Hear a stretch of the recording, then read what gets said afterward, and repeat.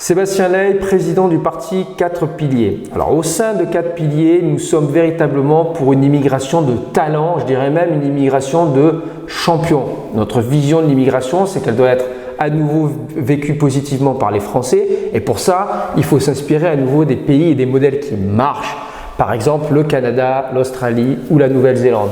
Donc nous revendiquons une immigration fondée sur des quotas. Il faut véritablement voir à l'aune du pacte républicain également quels sont nos liens avec d'autres États, quelles nationalités nous pouvons accueillir chaque année, quels sont nos besoins au niveau économique.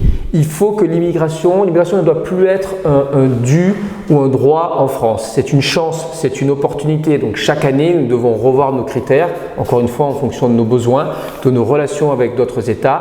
Toutes les procédures automatiques comme par exemple l'asile ou certaines formes de regroupement familial, doivent être drastiquement revues à la baisse et sévèrement encadrées et contrôlées. C'est à ce prix qu'on pourra retrouver les fondamentaux du pacte républicain et de l'intégration de ceux qui sont déjà sur le sol français. Cela demande aussi de revoir les procédures de naturalisation qui doivent être finalement moins automatiques, plus rapides dans un pays comme les États-Unis. En moins de 10 ans, on peut devenir américain pour ceux qui le veulent et qui font véritablement l'effort d'apprendre la langue, de connaître la culture et les coutumes locales aussi, de s'intégrer au pacte républicain. Alors nous sommes aujourd'hui avec Marc Ramon qui s'exprime souvent à partir de l'économie sur les concepts de souveraineté, sur ce qu'est la nation. Marc, quelle est ta vision toi de la nation? Bien évidemment, notre vision, elle est imprégnée. Il y a toujours eu ce débat en France entre Fichte et Renan. C'est bien évidemment la nation de Renan, c'est un vouloir vivre ensemble, mais qu'il faut moderniser quand même, parce que le vouloir vivre ensemble, dans un monde où il y a quand même des tensions entre la France et certains pays ou certaines cultures et des problèmes avec d'autres, des vagues de migration économique ou politique, il faut revoir les règles du pacte républicain. Tout à fait. Je ne peux être que d'accord avec la présentation que tu as faite, Sébastien. Je crois effectivement qu'il faut revisiter les critères de l'immigration et de l'intégration.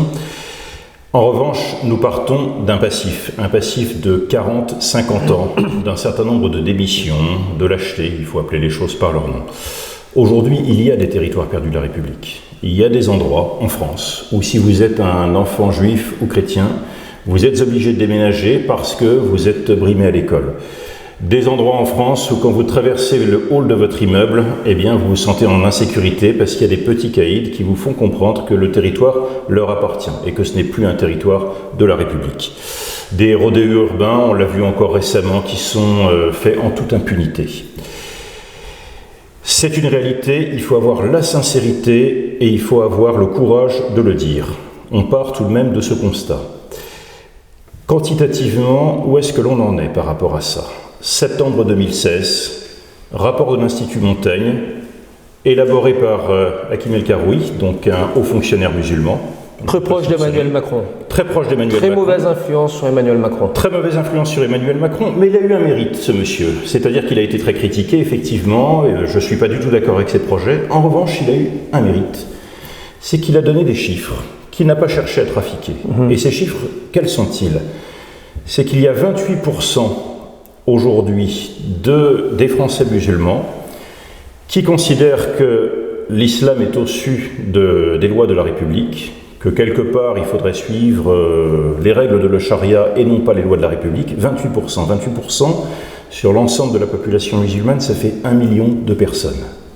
Évidemment, vous pouvez me dire, et c'est un petit peu ce que fait Hakim El Karoui, mais il y a tous les autres, justement. Alors, il y a une deuxième catégorie qui est un petit peu entre les deux, et vous avez quand même encore 40% donc, de musulmans qui sont tout à fait intégrés et qui vivent dans la vie moderne. Ce qui est beaucoup plus grave, c'est déjà assez grave, 28%, 1 million de personnes, ça fait des gens qui ne seraient pas prêts à poser une bombe, mais qui éventuellement aideraient ceux qui le font à le faire. Encore plus grave, c'est que dès qu'on commence à descendre dans les classes d'âge, donc dans les jeunes, là, cette troisième classe, ceux qui considèrent qu'il faudrait que la loi islamique surpasse la loi républicaine, là on est presque à la moitié. Donc non seulement on a une situation où on a un passif énorme, mais ça ne fait que s'aggraver de génération en génération. La première génération d'immigration musulmane a été plutôt réussie. Nous sommes suffisamment âgés pour connaître des camarades de classe avec qui ça se passait extrêmement bien. Plus on avance dans le temps... Moi, à Marseille, j'ai grandi à Marseille, ça c'est dans mes âges encore bien passés, dans les plus âgés. Dès qu'on tombe dans les gens qui sont maintenant voilà, plutôt dans la trentaine, c'est déjà plus problématique. Voilà. Alors pourquoi est-ce qu'il y a eu cet échec tout de même il faut avoir la sincérité de le dire, de l'intégration républicaine pour l'immigration musulmane en grande partie. Et pourquoi est-ce que ça s'aggrave ? D'abord, il y a un aspect culturel. Bon, il n'y a jamais rien, nous sommes des humanistes, donc c'est ni dans le sang, ni dans les gènes, ni quoi que ce soit. Il n'y a rien d'irrémédiable. On croit en l'individu, on croit en sa volonté. Donc, on n'est pas du tout en train d'essentialiser ça sur quelqu'un. Culturellement, en revanche, depuis quelques décennies et peut-être quelques siècles, c'est ce qui explique un certain déclin, il y a eu dans la culture islamique une certaine propension à considérer qu'on n'est pas très responsable de ce qui nous arrive, à considérer que finalement c'est un petit peu de la faute des autres. Donc à blâmer l'Occident en permanence. Voilà, blâmer l'Occident en permanence, le colonialisme, souvent il y a un antisémitisme aussi. Il faut être sincère et courageux en le disant. Il faut mettre sur la table, remettre en face des responsabilités ceux qui tiennent ce discours. Il y a cette responsabilité qui est une partie dans la communauté musulmane. Pourquoi est-ce que je suis très à l'aise pour le dire ? Parce que ceux qui en ont le mieux parlé, comment est-ce qu'ils s'appellent ? Ceux qui en ont le mieux parlé de ça et de cet engrenage, ce mauvais engrenage, il s'appelle Zineb El Razoui, il s'appelle Fathi Aboudjelat, il s'appelle Boualem Sandal, il s'appelle Amin El Khatmi. Donc ce sont tous des gens qui, eux, ont très très bien compris le pacte républicain, qui l'ont très bien joué, qui en ont bénéficié. Et parce qu'ils ont souffert de l'organisation tribale qu'il peut y avoir dans la culture musulmane aujourd'hui, eh bien, savent très bien en déjouer les pièges. Et souvent, ils nous disent « Mais vous êtes d'une naïveté, vous êtes en train de plier devant les islamistes, comme cela s'est passé en Algérie avec le fils ». Et leur stratégie d'ailleurs de noyautage des gouvernements et des pouvoirs publics a été absolument remarquable. Et comme ça se produit avec les frères musulmans, organisation maintenant interdite dans un certain nombre de pays, non seulement musulmans, mais même des théologies islamiques dans la péninsule arabique, et qui pourtant a pignon sur rue dans de nombreux pays en Occident. Totalement, et beaucoup trop en France. C'est-à-dire que le deuxième responsable de cette situation, il y a cette partie effectivement de la culture islamique qui a dérivé, qui est prise dans un engrenage, un cercle vicieux qu'il faut absolument combattre, et il y a beaucoup d'intellectuels musulmans qui le combattent très courageusement, parce qu'ils doivent faire face souvent à des menaces, voire des menaces de mort. Et il y a un très grand laxisme, appelons-le aussi par son nom, de la part de nos pouvoirs publics, qui tolèrent ce genre de choses. On a été aussi dans un discours, on a encouragé leur victimisation, on a encouragé ce culte de l'irresponsabilité. Quelque part, d'ailleurs Fathi Aboudjelat en parle extrêmement bien, elle est adoubée par quelqu'un comme Elisabeth Badinter là-dessus, c'est en faire des immigrés à vie, c'est justement quelque part ne pas les respecter, c'est être paternaliste avec eux en disant finalement... Comme vous n'y arrivez pas trop, on va vous faire un régime adapté, un régime scolaire adapté, on ne va pas parler de certains sujets, mais quelque part c'est les insulter. La complaisance est une insulte. L'exigence, c'est le véritable respect de la personne. Donc, une très grosse responsabilité de la part des pouvoirs publics. Tu es franco-américain, tu connais très bien les règles de l'intégration quand ça marche dans un autre pays. Alors voilà, et puis un épisode que j'ai aussi bien connu parce que j'étais jeune étudiant, j'étais à New York, à une époque où à New York on ne pouvait absolument pas sortir la nuit, même à Times Square. Une époque que je n'ai pas connue, mais effectivement c'était le cas dans les années 70-80. Voilà. On témoigne des standards du cinéma comme Taxi Driver par exemple, où on voit la criminalité dans les rues de New York.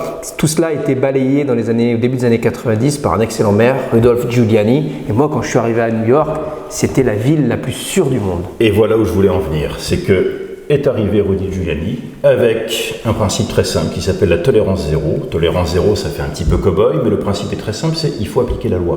Dès qu'il y a un petit larcin, il y a une sanction. Immédiatement une sanction. Donc tolérance zéro. Il faut montrer qui fait la loi dans ce pays. On a quand même eu un épisode récemment avec la jeune Mila qui a été menacée de mort. On a présenté comme une victoire le fait de la recaser dans une autre école. Autrement alors que c'était une démission. C'est une démission, c'est se déculotter. On a présenté comme une victoire le fait de se déculotter. Il aurait fallu dire, mais qui fait la loi dans ce pays ? Ce n'est pas vous qui faites la loi. Donc ce ne sont pas ceux qui ont menacé Mila qui font la loi. Il faut appliquer ce principe-là. S'il y a des enfants à placer en centre éducatif fermé, il faut le faire. Il faut avoir le courage de le faire. Ensuite, ça tu en as parlé, immigration sélective. Aux États-Unis, il y a eu Ellis Island, on demande des garanties. Le patriotisme aux États-Unis est quelque chose qui ne fait nullement question, c'est quelque chose qui n'est discuté nulle part. Même l'extrême gauche est patriote aux États-Unis. Même Michael Moore, quand il s'exprime, c'est pas pour cracher sur les États-Unis, c'est pour dire finalement c'est moi qui essaye de faire vivre l'héritage des pères de Philadelphie. Et toutes les minorités aussi, finalement, d'une certaine manière. Même à travers leur combat, elles restent quand même extrêmement patriotes. Absolument, même les minorités, même malgré leur combat, elles disent on essaie de faire vivre l'esprit finalement des pionniers américains. Pourquoi est-ce qu'en France on a criminalisé le patriotisme, l'amour de son pays ? Et là, il y a une très forte responsabilité de nos élites qui n'ont cessé effectivement d'être dans leur repentance. Ils ont la haine de leur propre pays, et donc ils extrapolent cette haine de leur propre pays en l'exportant auprès des masses populaires, en leur disant, vous voyez, nous devons nous occuper de vous parce que finalement vous n'avez pas aimé votre pays, puisque nous-mêmes nous ne l'aimons plus, nous n'aimons pas ce qu'il est devenu. Exactement, donc on est dans un discours où quelque part la France est accusée de manière essentialiste d'être raciste ou colonialiste, et finalement elle doit être pour ça punie, voire détruite. On n'ose plus parler finalement de l'amour de son pays, on préfère mettre le drapeau européen à la place. Ça, c'est extrêmement coupable. C'est une attitude qui n'a pas mené vers un merveilleux monde tout ouvert et de tolérance. C'est un monde qui a préparé l'arrivée des islamistes et qui a déroulé le tapis aux barbares. Ensuite, encourager justement les citoyens français de confession musulmane qui se battent contre cet état de fait. Et il y en a. Malheureusement, ils ne sont pas toujours suffisamment audibles, mais les noms que j'ai cités, ce sont des gens qui se battent, qui ont très très bien compris la notion d'intégration républicaine, parfois mieux que certains Français de souche, et qui ont compris notre héritage de la citoyenneté athénienne. Il faut inverser la peur, c'est-à-dire qu'aujourd'hui, les musulmans qui s'expriment dans ce domaine sont souvent très courageux, menacés de mort. Il faut quelque part créer suffisamment de force pour que ces gens-là aient voix au chapitre, qu'ils soient protégés, voire il faut aller casser la figure. Il y a des islamistes. Il faut terroriser les terroristes. Et totalement, inverser la peur, donc effectivement ce slogan. Il y a des mosquées salafistes qui ne devraient absolument pas avoir le droit de prêche qu'elles ont aujourd'hui. Vous avez des rappeurs qui aujourd'hui crachent sur la France et crachent sur le drapeau. Ça ne serait absolument pas toléré dans d'autres pays. Pourquoi est-ce que nous acceptons ça ?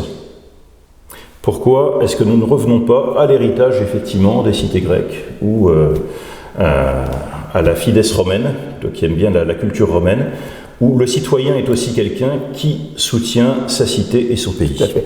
Pour l'anecdote, puisque tu parlais de la fides romaine, et je suis sûr que mes cofondateurs, notamment Loïc, s'en souviennent, quand nous avons réfléchi au nom du parti, j'avais proposé un certain nombre de locutions latines, c'était un peu trop intellectuel, mais le mot qui était ressorti, c'était le mot fides. Et c'est peut-être un mot qu'on utilisera pour, je ne sais pas, peut-être pour un de nos médias, de nos actions, mais il fut un temps où pendant, ça n'a pas duré longtemps, peut-être 10 minutes, mais le parti aurait pu s'appeler le parti Fides, et en plus on avait trouvé que ça pouvait faire un acronyme avec d'autres notions en fait. Voilà, mais c'est une notion qui nous est chère. J'imagine, et qui à mon avis va redevenir très moderne. Je souhaiterais conclure en revenant finalement sur ce thème de la complaisance ou au contraire de l'exigence. La complaisance, c'est le non-respect des personnes. Il faudrait quelque part challenger une partie de la communauté musulmane en disant « mais prouvez-nous que vous ne vous imposez pas par la force ». S'imposer par la force, c'est l'acte des faibles justement, on s'impose par le travail et par l'étude. Et prouvez-nous que vous pouvez, et j'ai une multitude d'exemples autour de moi, justement de musulmans qui se sont parfaitement intégrés et qui ont réussi par le travail et par l'étude, que vous pouvez faire ça, que vous allez vous intégrer dans la société française de cette façon. Le véritable respect, c'est l'intransigeance, c'est l'exigence. Donc, surtout pas de discrimination positive, surtout pas de programme adapté. Avoir le courage et la sincérité de dire en face, vous êtes dans un cercle vicieux, il faut que vous en sortiez, et le problème, beaucoup d'intellectuels arabes l'ont dit, le problème vient de nous-mêmes. Arrêtons de nous trouver des boucs émissaires, il faut que l'islam et le monde musulman fassent un retour sur lui-même et avec courage affrontent justement ce qu'il doit affronter. Dans ces conditions-là, une fois que ce problème sera résolu, là effectivement, on pourra mettre en place une forme d'immigration qui soit enfin positif pour la France, sans jamais se départir d'un attachement à notre nation, à notre drapeau, à notre culture, à notre histoire. Merci Marc.